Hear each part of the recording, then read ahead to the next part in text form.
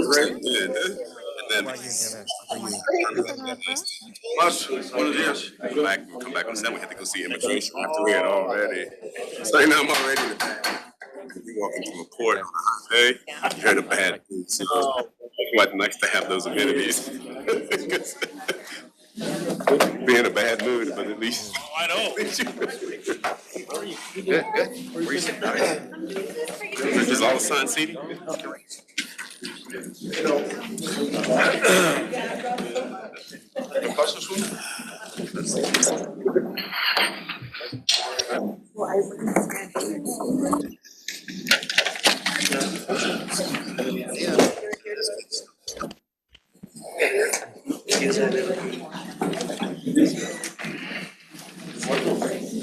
Good morning. How are you? How much you thought you had?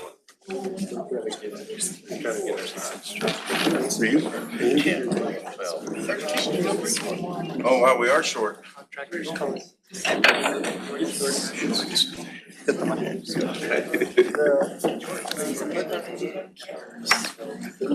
Okay. Short still.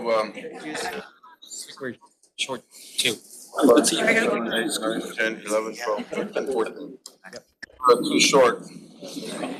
I've been that way all my life. Mayor, Rudy is on his way. Rudy's on his way. Should be here. No, he only counts for one number. He is tall though. I'm here now, Mayor. Yes. It's all good.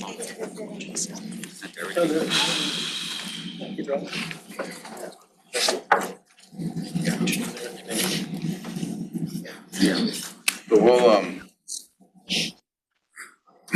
we'll wait probably another 15 minutes. We don't get enough people. We'll call it a lack of interest. Not good. Do that in YouTube. Yeah. Then no one showed up. Grace period. 15 minutes. Grace period. Huh? That's right. Winning one. Yeah,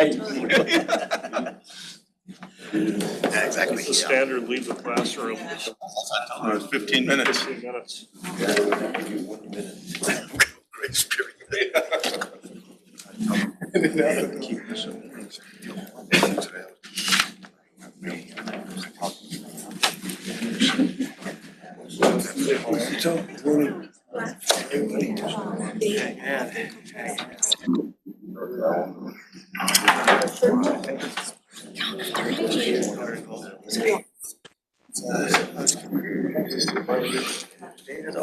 You said it was dead or what?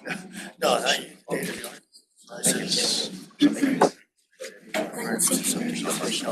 Guess I need to.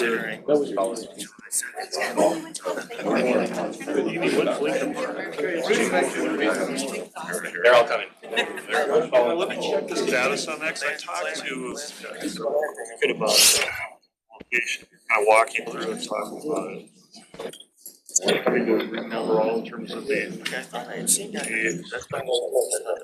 Was the article came out after? Let me check, 'cause that's been. That's what I'm talking about. I saw it, maybe that's just when it was posted on. It was in the Saturday Inc. papers. And Frank just quoted it. Yeah. I'll check. And it didn't go. Trying to find Things for foraging forward. That's my.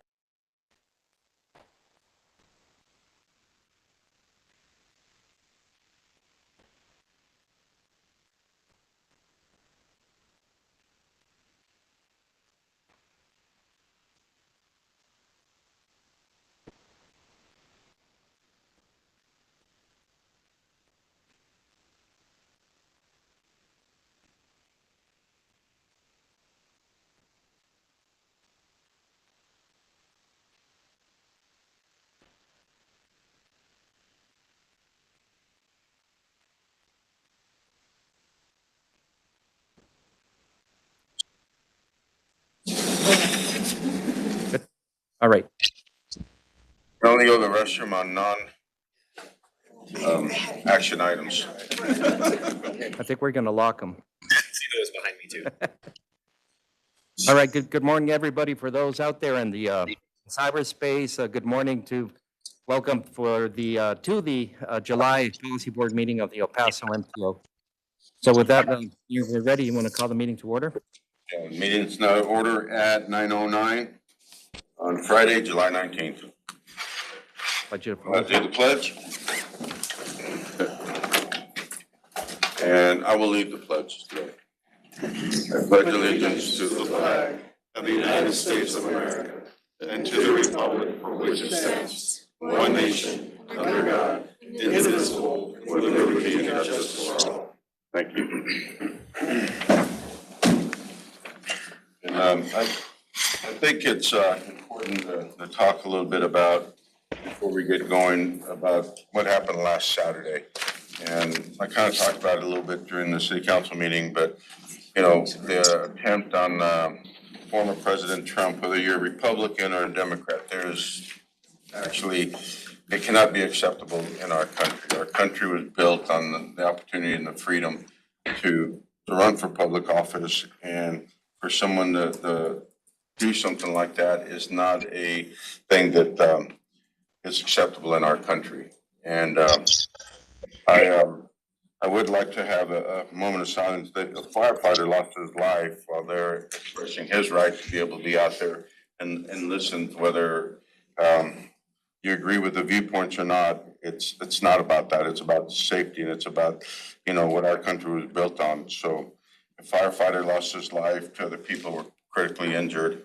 And I want to have a moment of silence for people. The firefighter lost his life, for him and his family, but also kind of put into perspective that we live in the land of the free, and we need to continue to be in the land of the free.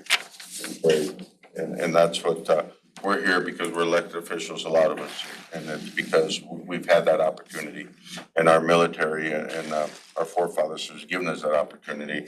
And I want to have a moment of silence for the firefighter and his family, but also for what our country stands for.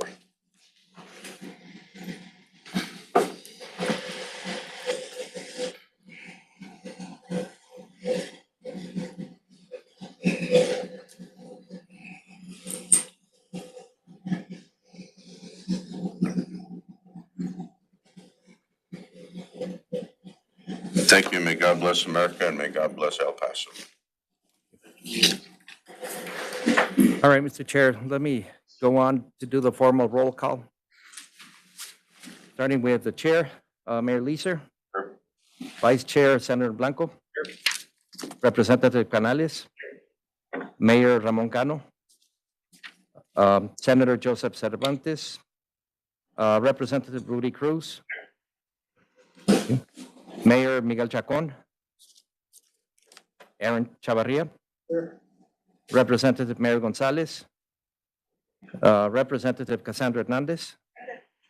Yvette Hernandez. Commissioner Elian Holguin. Morning, present. Representative Willie Madrid.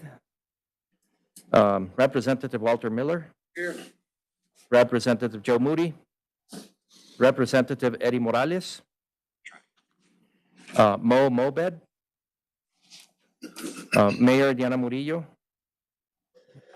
Representative Claudio Ordaz. Representative Lina Ortega. Norma Palacios. Here. Mayor Javier Perea. Mayor Rachel Quintana. Tony Nevares. Representative Isabel Salcido. Judge Ricardo Samaniego. Yes, here. Ellen Smythe. Mayor Anthony Turner. Tomas Trevino. And City Manager Kerry West. Here. All right, so we do have quorum. Thank you. All right, so for open comment, do we have anybody that signed up? I know that we do have several speakers that signed up for item number 2. But for open comment, do we have anybody else? No, only item 2. Okay. All right, we have 2 more members that are walking in.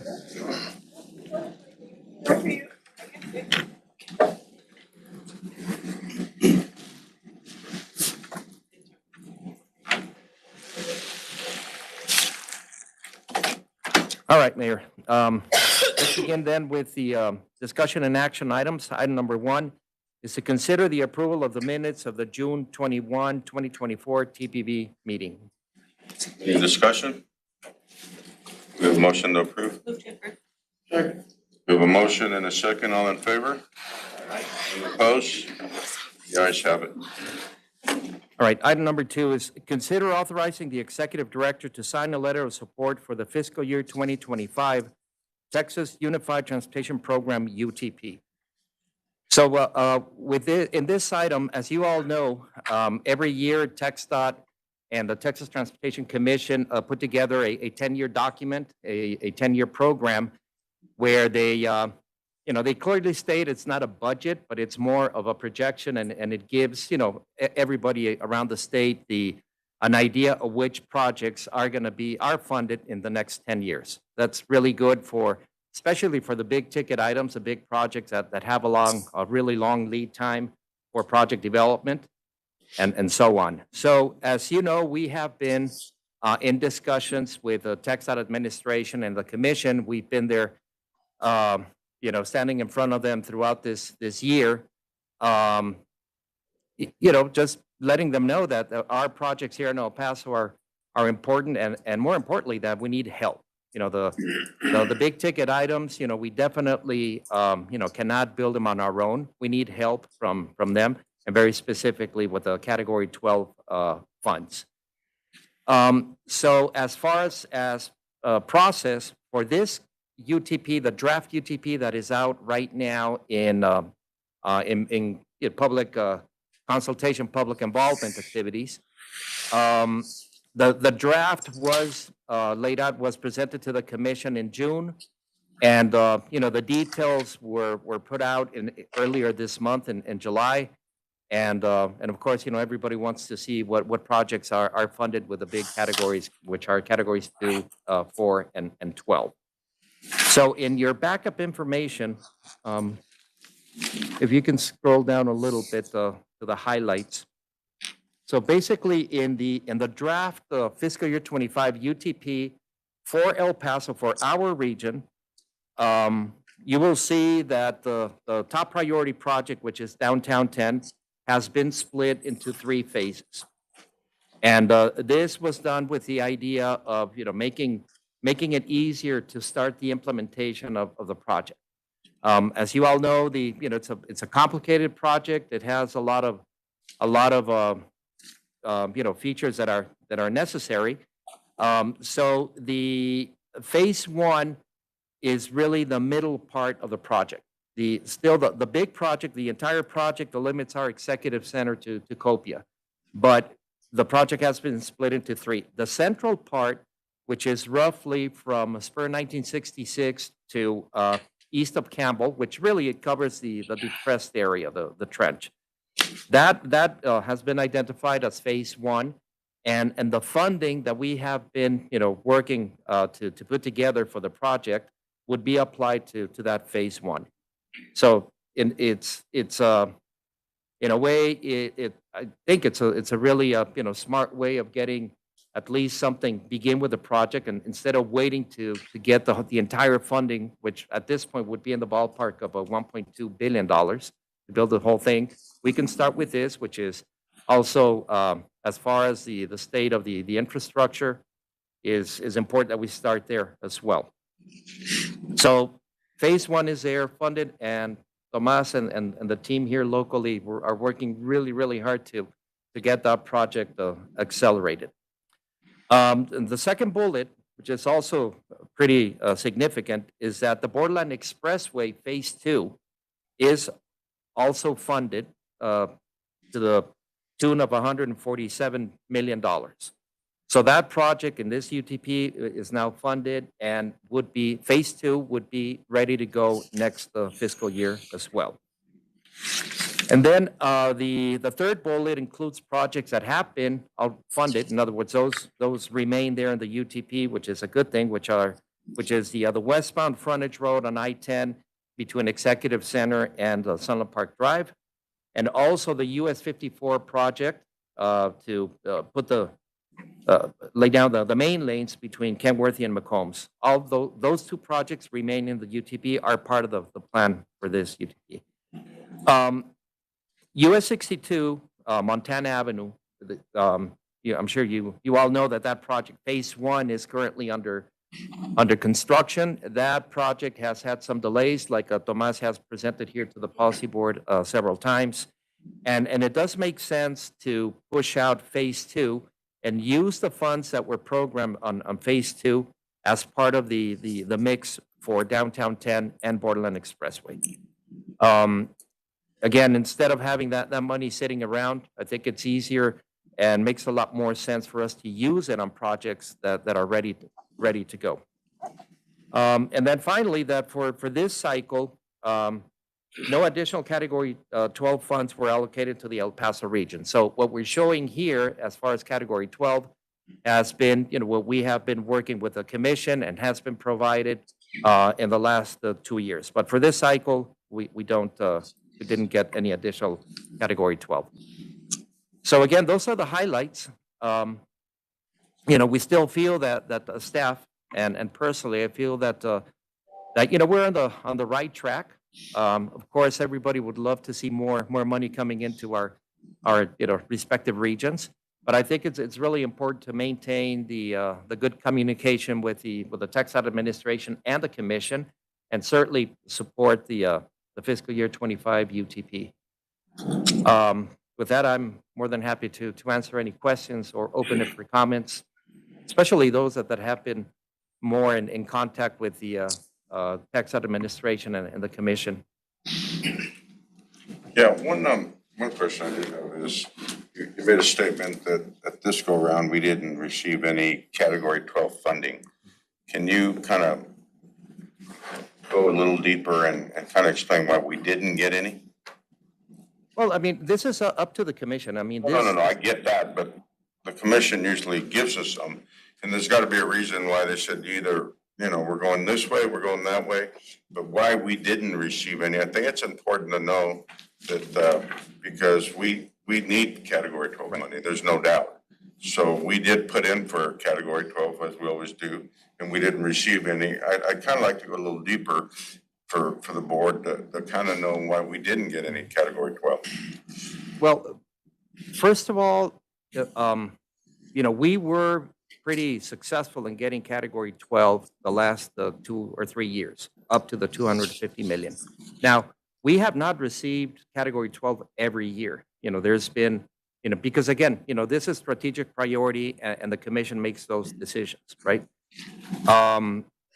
Before the 250 that we have up to this point for downtown 10, remember that the aircraft project that is actually went to letting this year, that was fully funded with Category 12, and that was about 200 and what's the estimated 60 plus. Yeah, and that was almost fully funded with Category 12. So, there's nothing says that we will receive Category 12 every year. Again, that's up to the commission and the up to the commission, right? I think that at this point, the fact that we're able to get phase one done, that's a good start. And of course, as soon as the commission approves this UTP in August, that the following day, we will continue working with the commission and on the fiscal year 26 UTP, right? And same thing, with a request to get more Category 12 to continue with phase 2 of downtown 10 and phase 3 of the Borderland Expressway and other priority projects that we have. So I don't know, Mayor, if I answered your question. Really, but what projects did we submit with Category 12 that were looking for funding?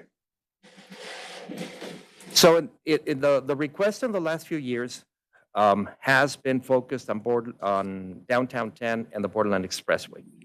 And this is really following the request from the commission to us to say, identify your priority projects, right? Because if we submit a long list of projects, it's when everything is a priority, nothing is a priority, right? So we've been working really hard with this board, with the policy board of the MPO in the last 4 or 5 years to number one, identify the priorities, get consensus. I mean, it's never perfect, right? But get consensus on what the top priority projects are, and putting skin in the game, right? So I think, we've done that. We've done a really good job as a region, and again, collectively here, all the board members supporting this. And so, that's where we are. That one answered it a little more, so thank you, I appreciate that. Anybody have any other questions? All right, so you said you had some people signed up to speak on this, sir? Yes. All right, so, Oh, They can go first. okay. We'll go after Representative Canales has one after public comment. I do too, no, Mayor. After, After's fine. okay, good. So we have public comment oh, or? we want the comment first? Okay. First, we have Mr. Richard Dayub.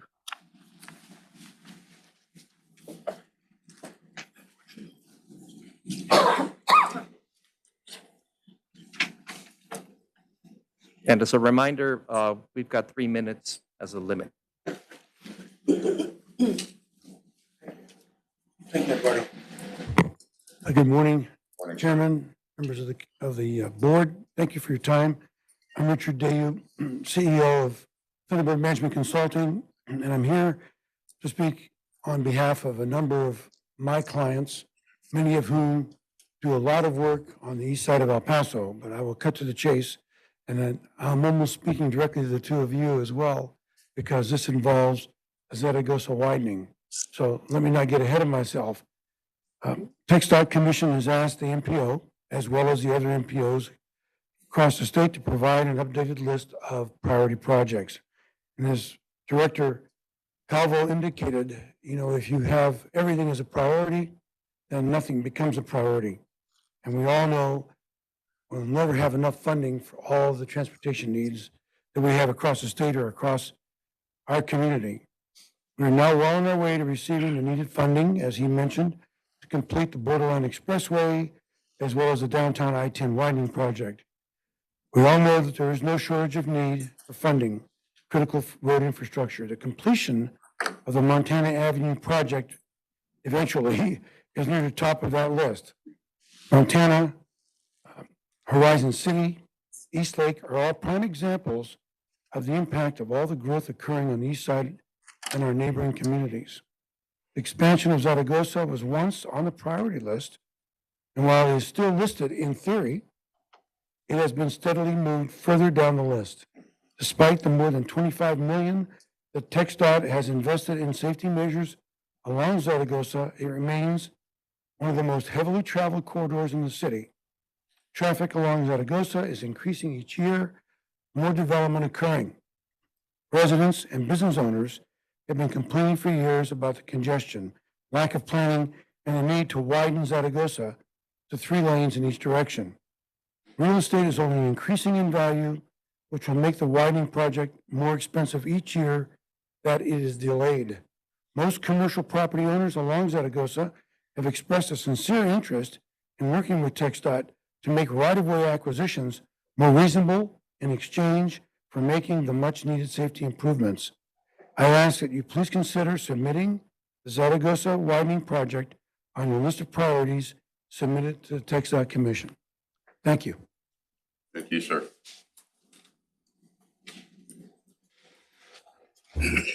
All right, we also have a Cito Negron.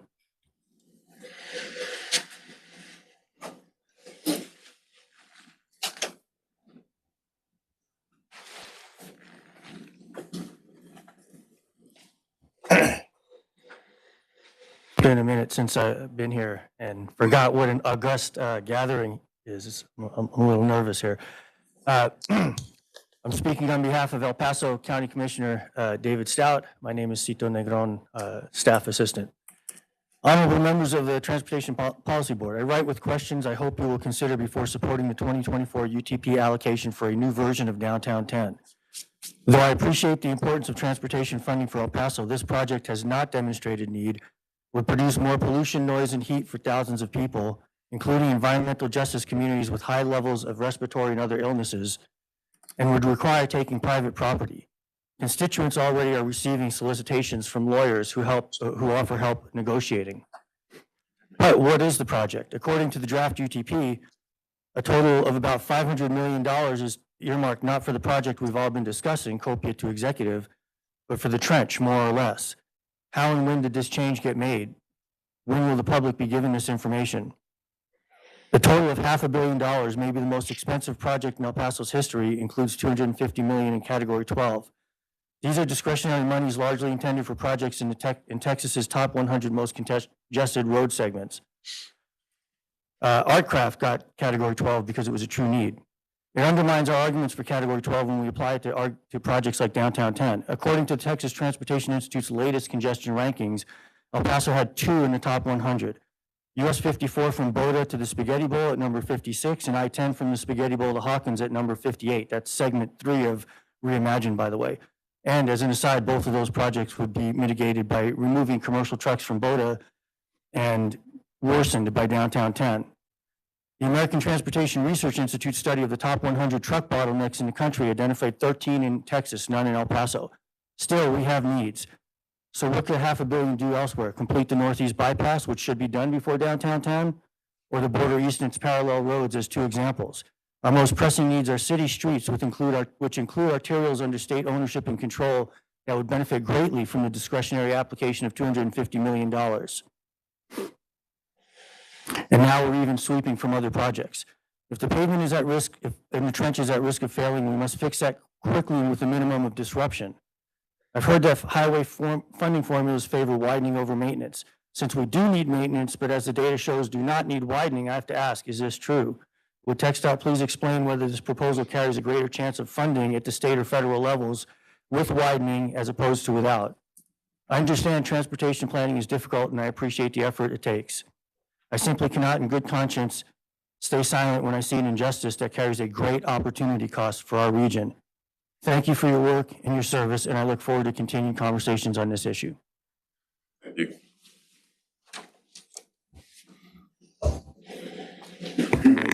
And I think we have Mr. Storch, Bob Storch. Marisol, is he gonna? Yes. Mr. Storch, you are recognized.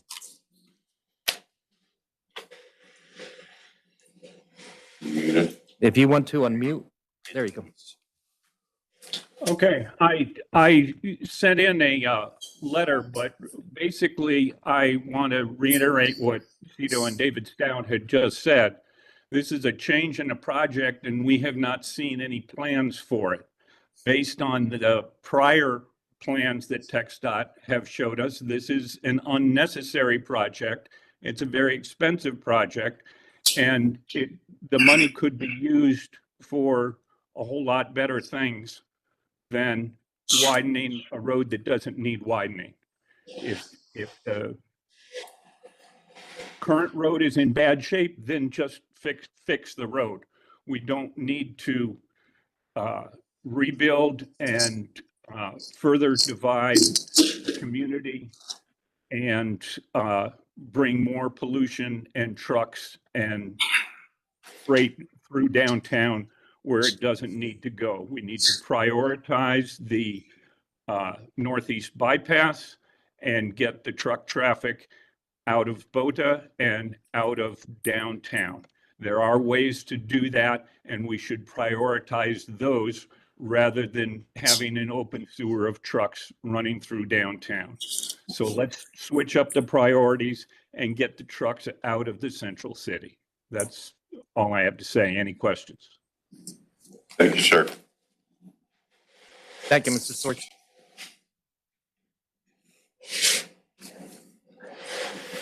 I think that's it, Marisol, as far as, Yes, public okay. comment. That's it? Yes. Thank you. We have a question, comment from Yvette Hernandez, followed by Representative Canales. Sorry. Go ahead, ma'am.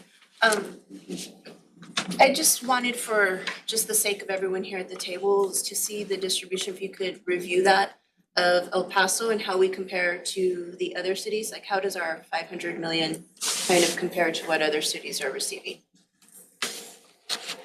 Well, I can tell you off the top, there are some, really, really big projects throughout the state.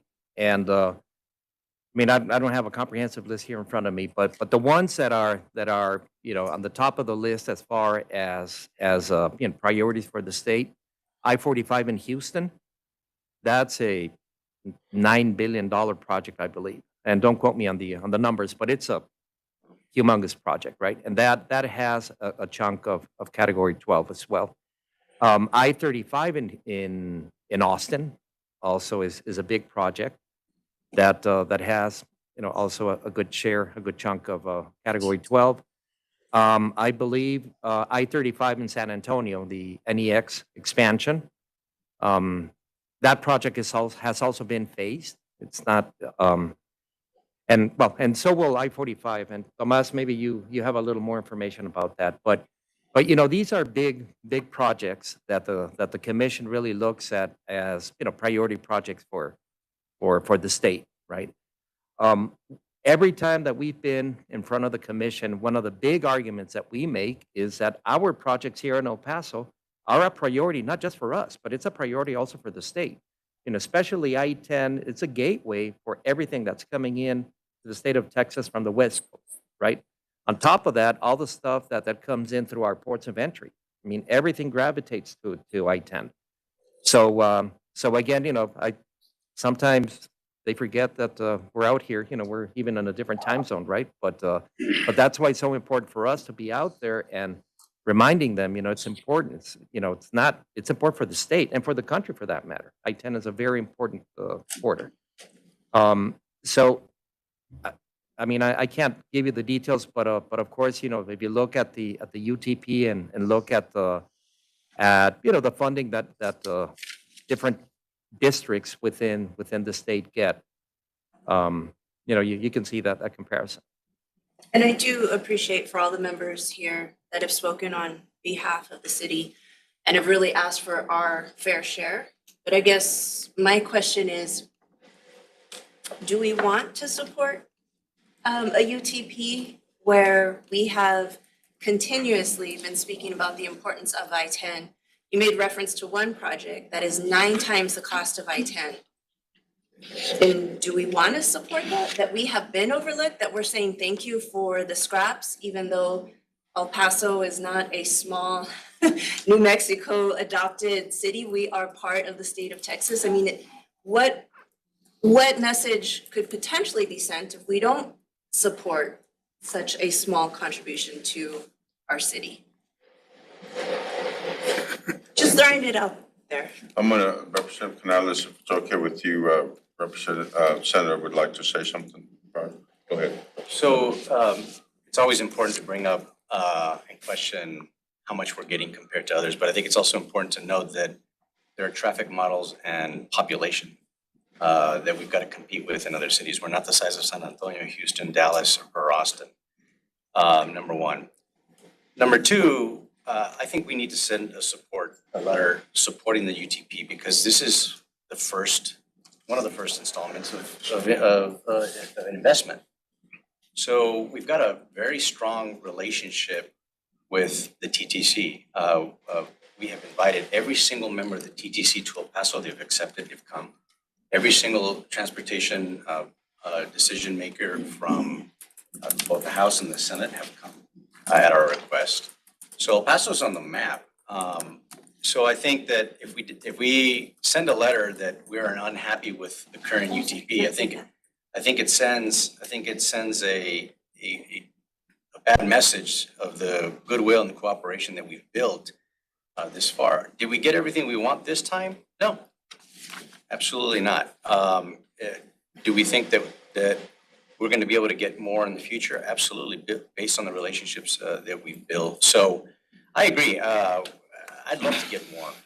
You see what the Permian Basin, which is part of my district as well, is receiving. It's a lot because of the oil patch.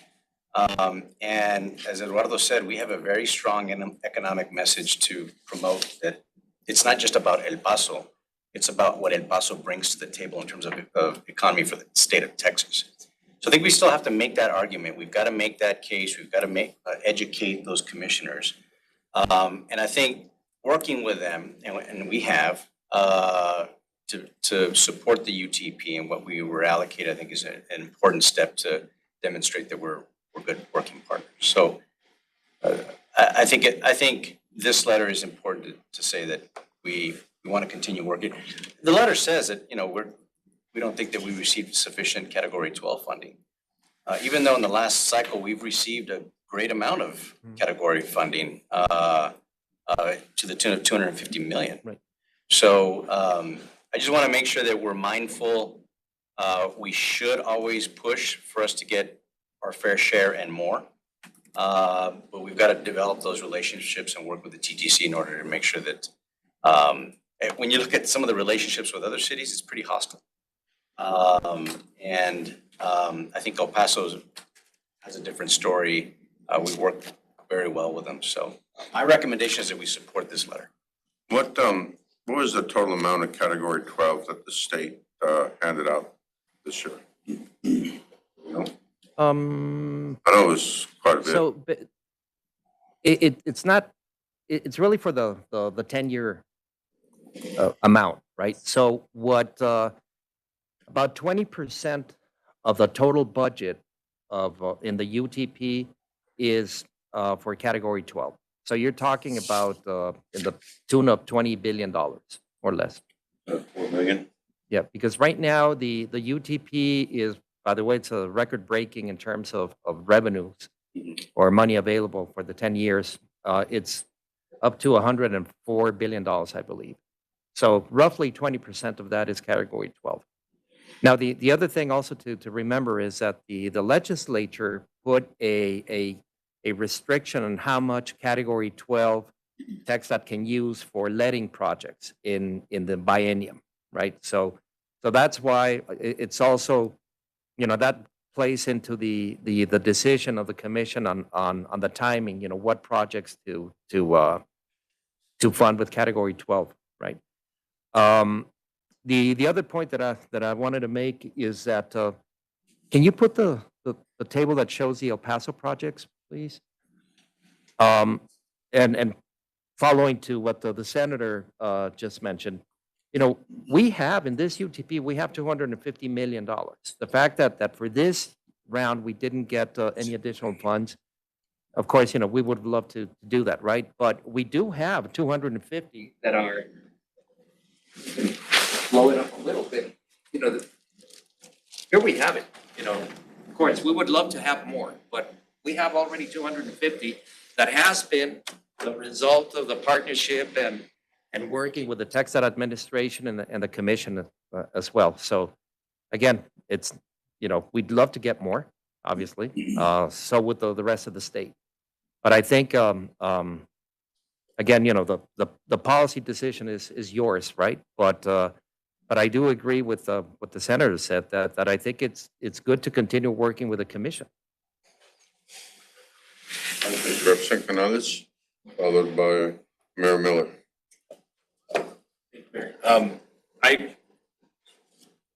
think it's pretty obvious I still have some questions about downtown 10, and I'm trying to understand a few different things here about timelines. The item is calling for us to send a letter of support to the UTP, and the UTP now reflects a let date of 2025 for downtown 10. Correct me if I'm wrong, is it right to say that downtown 10 is still not in the tip? Correct. Okay, and so we'll have a 10-year plan showing a let date of 2025, but a 3-year plan with funding showing a let date of 2029. How do those things reconcile? Okay. And Tomas, feel free to jump in here, but you're right. It's complicated, right? So I also wanted to clarify in what was mentioned in the comments before. The Downtown 10 project is still the big thing, right? It's executive to Copia. That's what it's going to be cleared environmentally. So we still have that project, right? Now, big projects, many times are implemented in phases, right? So what we have in front of us right now that is now funded to the tune of 500 million is phase one. But we're still talking about the big project, Executive Tocopia, right? And again, the implementation, the construction being done in phases, we're doing it on Montana. We did it for I-10 on the west side and so on. So that is important to understand. So prior to this UTP, the big project was scheduled, and Tomas, help me out here, I think it was 2029, right? Outside of the tip, right?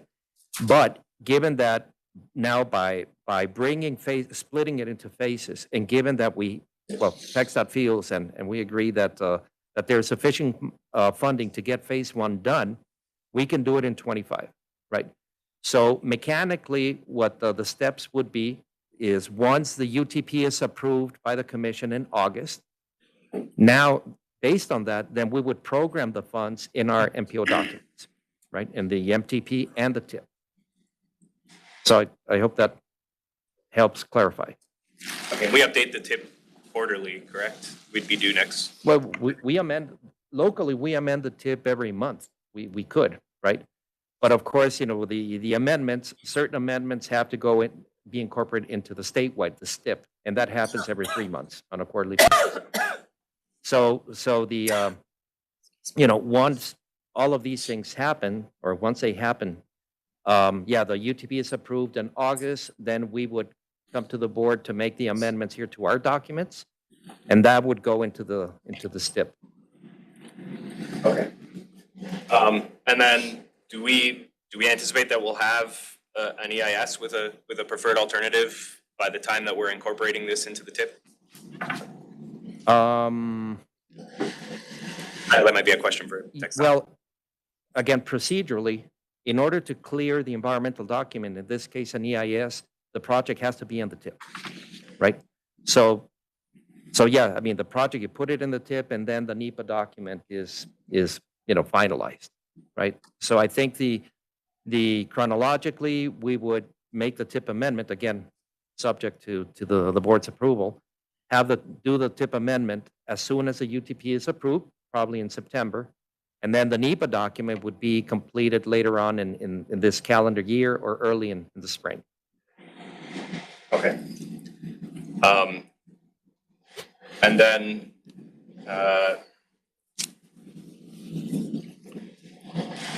we don't have a preferred alternative yet, and I just wanted to reiterate from last time. We heard from TxDOT one alternative is already in schematic design, if that's correct, and none of the rest are. I'm sorry? One alternative that was put through the NEPA process is in schematic design, and the others are not. Correct. So the other alternatives were evaluated also as part of the process, as part of the EIS process. So are they all designed to the same level? Not at this point, no. But you don't necessarily have to design all of them to the same level. I mean, the evaluation of alternatives, happens, and you start with a big universe of alternatives, and then you start discarding the ones that don't meet the need and purpose. Okay. And how many are still actively being considered? How many years? How many are still actively being considered then through the NEPA process? I think we move forward with 5. I'm sorry? I think we move forward with 5. You move forward with 5? 5. Okay. But they've not all been designed to the same level. Again, we're gonna move forward with the one that meets the purpose and need. So there'd be no need to design to the same level if they don't meet the purpose and need. Which ones are being designed that you feel meet the purpose and need? I right now is currently the front runner, but not to say that it couldn't be merged with some of the other alternatives that are being looked at. So just the only alternative I at this point has more substantial. Has gone through substantial design. No, I said we're looking at about 5 right now, including the no bill. But again, till we decide as an agency which one meets a purpose and need, then we'll decide which one we'll vet out to its entirety. That answers my question. Thank you, Mayor. Thank you. Mayor Miller? Commissioner, did you? I did have some questions, if you don't mind. Go ahead, ma'am. Are we gonna go out and do more public engagement? We know that this is a project that there's been a lot of public concern. We always hear a lot of public comment anytime we discuss it. I understand the splitting it up into phases doesn't substantially change the overall large project, it's just making it more bite-sized. But are we gonna do any more? Is there gonna be more public engagement? Are we gonna give the public more opportunities? So we still have a public hearing scheduled for later this year. So that'll give the public an opportunity to voice their opinion. And that's when we're gonna explain the splitting it up into phases. Well, yeah, the splitting it up into phases is more of a physical constraint.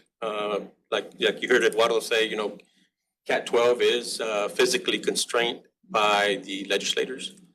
So the commission's only allowed to let a certain amount of monies under Cat 12, and this has a substantial amount of Cat 12 dollars. And because we do have some larger projects in other parts of the state, that letting cap is being used in the other two bienniums. So that was the impetus behind, or part of the impetus behind splitting up the project and trying to get it in 25. Because the other two bienniums currently, because of the I-45, the CapEx, the other projects in the other parts of the state are currently using that allowable Cat 12 dollars. And there's, Can I just make a comment? I'm very weary of making comments and trying to quell discussion. And I'm not here to speak for the commission. That's not my position. My position is to work with the dollars they give us. But you know, we did just let our craft. That was 168 million in Cat 12. I know those are yesterday's dollars, and it's not representative of what we're getting now. But we still have 250 million in Cat 12 for downtown 10. In addition to that, we have Cat 4R dollars that were given to us for 2185 in part of your district to complete that route, and a number of other Cat 4 dollars that were distributed by the commission. So I know the whole focus right now is Cat 12, but there are some dollars that are determined by the commission that this area has been given, and it's not just Cat 12. and when we received the 168 million for our craft in category 12, did we receive other category 12 funds, or that was all the category 12 funds that we received? Were the 160? Prior to the 250 that we've been putting together, that was awarded to the region in 2020 UTP, so it was in 2019. But did we receive other category 12 dollars, or only the dollars that went to our craft? Another project that same year that our craft was awarded, there was another small project that received about 20 million. That was Pendale that, you know, the district was working on it. But again, when we did that reprioritization of funds, you know, we all agreed, and, you know, the board agreed at the time that those dollars could be moved to the priority projects. Because, you know, that Pendale project is really not, you know, really ready to go. Actually, I think I disagreed with that because I didn't want to move. I guess that's what bothers me, that 250 million of category 12 monies, it has to go to this one project and not allow us to consider other priority projects. And the Pendale, I think, is a good example of money that was redirected. But I do think that's. Can I make a comment on the Pendle project? And I know it was because of the date and the construction. This is probably information you weren't entirely privy to, but we did move forward with a study on Pendle. We did some preliminary schematic development. And in order to get the 18.5 feet of freight clearance there on I-10 in Pendle, we would have had to have bought a number of properties all along that corridor just to raise the elevation of Pendle and be able to come down back to the frontage roads, relocate our frontage road. So we weren't going to be able to do it for 20 million. We were actually going to have to be able to contribute quite a bit of local dollars. And to be honest with you, the benefit of getting Pendle done wasn't worth the cost, because it really needed to be part of a bigger project in order, because there's no sense to get 18.5 feet of clearance at Pendle when you don't have it anywhere else in that area. So we decided to redistribute those dollars. Yeah, no, I don't remember having that information.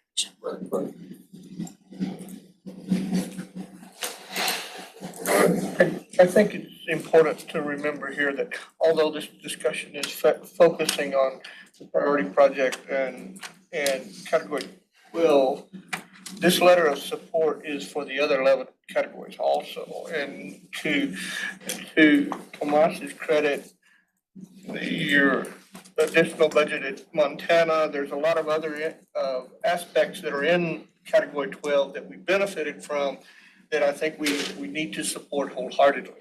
And it was part of in the other categories. So I think it's important to remember that this discussion is not just about the I-10 project.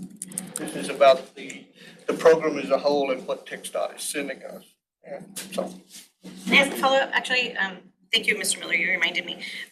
So we have the 2023 letter that we submitted last year, but I didn't see a draft of the proposed 2024 letter. Right, and you know, that was by design, because, you know, we need to get the direction from the board on more or less what to say. And again, you know, I think if we incorporate, you know, the comments here, but keep the letter, you know, it's still a letter of support. And I agree completely with what Mayor Miller just said. It's not just, you know, because I-10 is there or borderland. It's supporting the, you know, the program for El Paso. So then will the letter be brought back to us next month so that we can? Well, no, the deadline to submit comments ends in, I think it's August the 5th or the 7th. So there really is no time to. So today we're voting on a letter that we haven't actually seen written? Well, but again, you know, I think you all can provide some guidance on you know, what to include in the letter.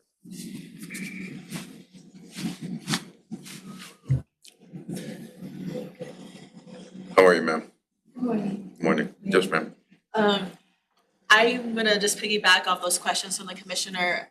I think that this obviously has lots of layers of complexity, and a lot of people in the public have some very strong feelings about a lot of these projects and a lot of the funding and prioritization and regionalization, and there's just so many layers. I think for such a complex letter, it would have been nice to at least see a draft, and then we could have said, we have struggles with that line, but to say like, I am now giving you all authority for a letter that I may never see, and that my name is now going to be attached, and my people may have some very serious concerns.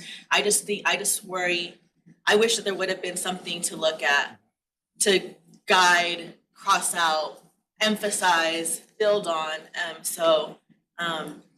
Thank you for bringing that question up, Commissioner. So what you're saying is you have no problem with the letter of support, you just want to see it before you agree to it? I haven't gone that far. Exactly. Well, I mean, to bring it back, to look at the letter of support. I just think I'm providing feedback, I guess, on the process for future conversations, and then also in this moment that it does create some hesitancy on the upcoming vote. Thank you. Representative Hernandez? Going to this slide, and one of them, I was trying to better understand of line item 3, where it says for downtown. Is it just the top one that's been funded, or like all of those have been funded? No, all of this is funded already. It's not like for future years. Is it funded in this year? Well, it's funded in this UTP, or, you know, whenever the project is scheduled for like. And so, what is the time period? Like, when does the fiscal year start? The fiscal year the state fiscal year starts in September. This funding will go in September. Right. So look at it. You know, this is again. You know, the UTP is not like a budget, right? But it gives us a lot of certainty that the money is here. So it's it's, think of it as a piggy bank. So we have $500 million in the piggy bank, and it's a matter of just, deciding when the project would be ready for letting. But there's again, it's a high level of confidence that the money is there. Again, TechStat will say it again, it's not a budget, it's not a guarantee, but, These it's are a high level. allocations that will be approved at the next legislative session. Are these gonna be approved at the next legislative session? No, I mean, the UTP, again, it's a planning document, right? It is approved by the commission. Yeah, no, I mean, the only thing I want to mention is I know there's a lot of politics at play here, and I want to thank our delegation for working very hard. I think there's a lot of risk. Rejects, or this rejects this proposal. But I do find their concerns valid. I think there's a lot of things in the pipeline for economic development that I think we need to stress. And in preparation of those larger development issues, because Texas cares about the economy, so I think in our letters, we need to strengthen what we are foreseeing down the line with, things like Meta and other industrial and expansion of distribution centers. Those persuasive points are important so that we can continue to inform commissioners that we're not to be forgotten. We have a lot of economic development to contribute to the state, and part of that, we need the critical funding so that we can get through I-10 going east and west from coastline to coastline. And so we're really the epicenter of the entire nation in the middle of I-10. So I'm happy to support the UTP. I think if you could just add more persuasive arguments, and it doesn't just have to be the city of El Paso, what you're seeing regionally. Right. And then whatever, priority projects there are, maybe you mentioned, that there are these other priority projects down the line that we'd like to fund as well. Right. Thank you. Thank you. Representative Miller? And I think Representative Hernandez hit it right there. Perhaps this letter can be a letter of support, and yet perhaps we use it as, you were asking for guidance, perhaps we use it as a commercial for exactly what you said, that yes, we support this, but realize that we have these other issues that are out there that were not considered this year, and to get us in line. I think it needs to be something more than basic support, but a realization that we're here too, we have our priorities, and we're going to continue to have priorities. We're gonna come back to you again and again. I think it needs to be stronger than just a basic letter of support. I think we need to continue to advocate for our projects in this letter. So we'd like to make a motion? I would be glad to if that's enough discussion. Good. We have no more. Do you want to make a motion? I would move to approve with, as we discussed, with additional advocacy for additional funding. Second. The motion and a second, stated by Mayor Miller. All in favor? Aye. Any opposed? I'm gonna oppose Mayor just because I would have liked to see the draft of the letter. One opposed, any other? Two people opposed, Commissioner Olguin and Representative Canales. And one abstain? And one abstain. With that, the motion passes unanimously. All right. The motion. Majority carried. With that, All right. Moving on then to item number 3 is consider authorizing the executive director to execute the following agreements associated with the International Border Crossing Strategic Plan. A, advanced funding agreement with TxDOT. B, the non-federal match agreement with the City of El Paso. C, the non-federal match agreement with New Mexico Economic Development Department. And D, the non-federal match agreement with El Paso County. So as background, if you all remember, back in March of last year, the policy board approved $2 million from Category 7 for the MPO to engage or begin this strategic plan for our border crossings. So as like any other STP Category 7 project, 80% of that is federal and the 20% non-federal match. We were looking at finding, good partners to provide the match. And again, the city, the county, and New Mexico Economic Development agreed to help us with that. So again, just procedurally, just like any other project funded with federal funds, there's an advanced funding agreement that the applicant needs to sign with TxDOT. And so that's item A. But then, of course, we need to have the assurance of the non-federal match from the city, the county, and New Mexico Economic Development. So we are pretty far into the discussions. We have redlined and agreement on the documents themselves with the city and the county, with New Mexico, and we have Joseph de la Rosa here that can speak to the support that they have. So what I would ask is to give us the authority to execute these agreements. I really would like to wait until the governing bodies of the city, in this case, city council or commissioners court, approve that, so that we have the certainty, and I can then execute the advanced funding agreement. But at this point, I would ask for you all to give us a green light to do that, because there is also urgency to do this. We're approaching the end of the fiscal year, and if we don't obligate the funds, we would have to move it to the next year, and that's not a desirable thing. So with that, happy to answer any questions. Any questions? We'll take them all together. Do we have a motion? Second. There's a motion and a second, all approved? Aye. Any against? This time, it's unanimous. Thank you.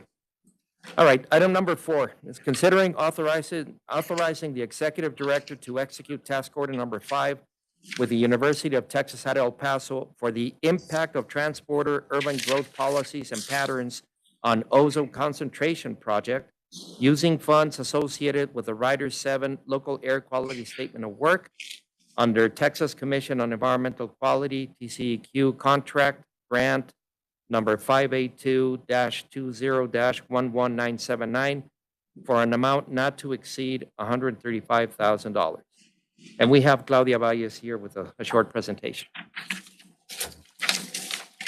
Good morning, Claudia Valles, transportation planner.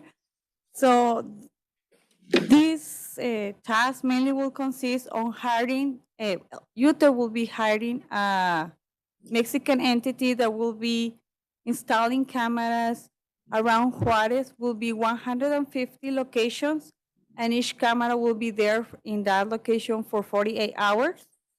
Then the purpose of this is that we are going to capture detailed traffic information, specific traffic flows, and using these traffic flows, we are going to, UTEP, and we are going to teach them how to do it. They are going to code and run forecast scenarios, and using El Paso EPMPO emission tools, the beam and the stream, we will be estimating the ozone emissions, the precursors, the volatile organic component, and natural oxide components. And will be at regional level, that will be all El Paso and Ciudad Juarez, and also micro level, that will be at each international border crossing. That will be the work that UTE will be doing. Do you have any questions? Any questions? So I had asked a question last month about the various modeling projects that we've awarded over the last 4 years. And how we really don't ever get the report back in terms of the recommendation. Once all this data is collected, this board should be able to see the big picture of a path forward. And so I'd like to ask for that again as well, because I think this is another block, a building block in that same big picture. But it's hard for us to keep up with, because over the last 4 years, it seems like we've awarded contracts to TTI and to UT El Paso and the internal staff. We bought our own software. And so there's all these various blocks, but, you know, I can't keep up with them. So if at some point we could have that overall vision of what it is that you've put together and what we can expect in terms of a recommendation. So we're planning next TPB Urban Sim will be presenting the past project that they finished with all the demographics for El Paso. And then they will be presenting the new project that they just started for also demographics in Ciudad Juarez. And also we can add as a report for the next TPB July. Yeah, so like Claudia said, you know, we are preparing that sort of like a briefing, or call it more of a workshop, not just for the board, but for TPAC as well. I mean, a lot of this stuff is really, you know, more on the technical side. And but again, you know, obviously your point is very well taken. Give you more or less a bigger picture without getting into all the gory details, you know, the technicalities and why we're doing this. And, you know, what is the benefit for us to do this? A lot of what we're doing here is developing the tools, right? Developing the models. And, you know, once we have the models, we can continue, you know, doing more work to analyze different scenarios.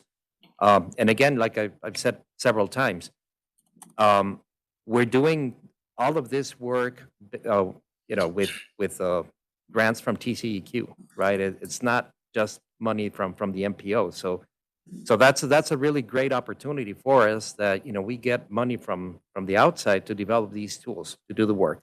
But I think next month, you know, we'll be coming to the board with a sort of like a pretty good outlook on why we're doing all this and what it works. Thank you. Ms. Hernandez? Yes, I wanted to kind of piggyback off of Ms. Mike's comment. We're required to sit on this board to have 5 hours of training.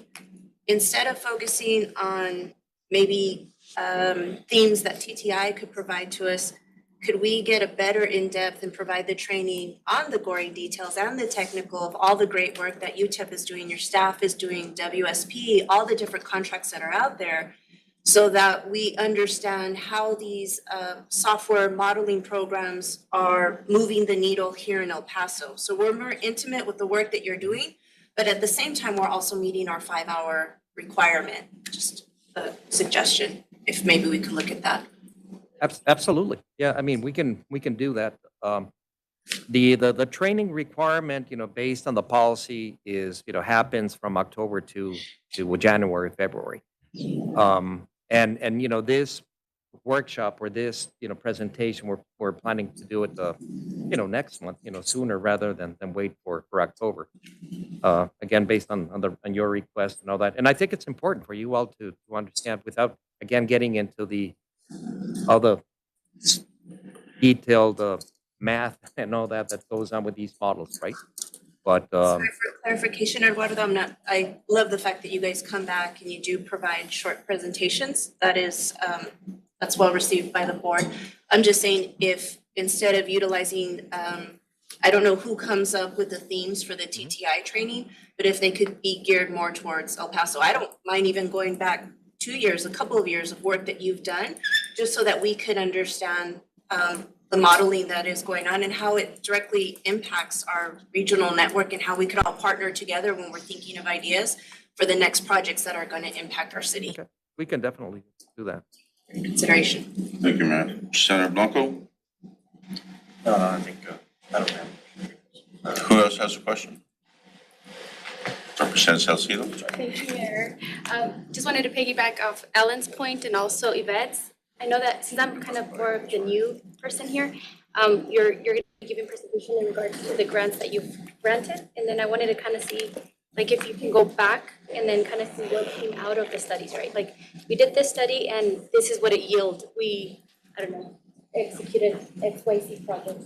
And then I like to definitely look at the details, the small little intricate, and if we could get our education through that, that'd be great. Just wanted to say those are great points. Thank you. Thank you, ma'am. Do we have a motion? Motion approved? We have a motion, a second, all in favor? Aye. Any opposed? Again, we got unanimous. All right, thank you. Moving on to reports and discussion. Item number 5 is a November RMS 2023-2026 tip and the RMS 2025-2028 tip and STIP revision update with Ann Gayan. Good morning, Chair and board members. This one's really, really short. Because we did not have our normal quarterly update on for August due to the fact that the state and feds are reviewing our 25 to 28 tip, we wanted to be very, very sure that everyone was tracking that your next opportunity to add or amend your projects is going to be in the November instance, which will open early mid-October. And so to backtrack that, that means that the September agenda meeting cycle, that's going to be your last chance to get your projects in there. To hit TPAC, your deadline for any amendments you might want to make, especially for your 2025 projects, is August 21st. So we want to make sure that we're aware of the request and we have the amended PRFs by August 21st of 2024. This is to ensure it gets in the November instance. That should be approved by February. That makes sure that we have a reasonable chance at incorporating those revisions and not affecting whether or not projects can let in 2025. If we push it to the February instance, that puts approval at May, and that makes it a little tighter on the timing. So we just wanted to make very sure that everyone was tracking. So just take a good look, see where everything's at. If there's anything that's going to need updating, just that's something that we're going to want to see sooner rather than later. And that is it. That's all I got. Any questions? Any discussion? Thank you. All right, then finally for item 6, Executive Director's Report. The Texas Transportation Commission meeting of June 27th. So again, I attended along with other members of the community. Representative Miller was there as well, making comments to the commission. And I will say that every time or very consistently with all the speakers that have been in front of the commission in this cycle, the message has been very consistent in making sure that they understand the importance of this region for economic development opportunities. So Walter Miller was there at the last meeting, and Cassandra Urrutia from Senator Blanco's office was there also reading a statement from the senator and myself. So just wanted to let you know that happened. The second one, which is the public participation plan amendment, public comment period. Just to remind you that we are in the process of the public comment for the triple P. In the backup information, you have the way to access the documentation for review and for making comments. Anything else, Ann? Missing?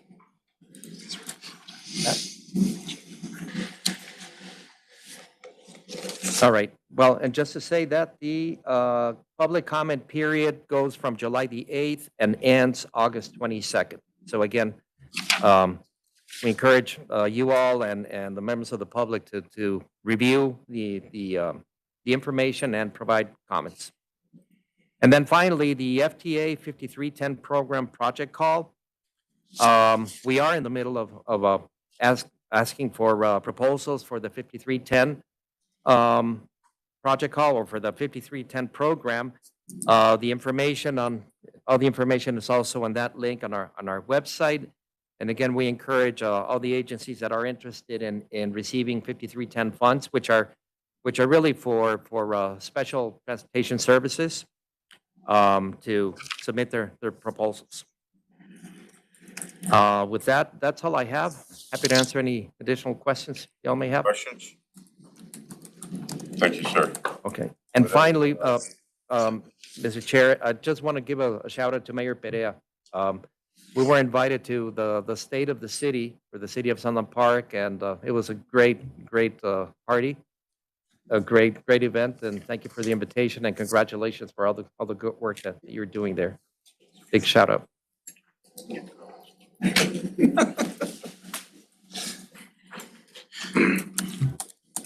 It's a little late for anyone else to go. Is that what you're saying? I'm just saying.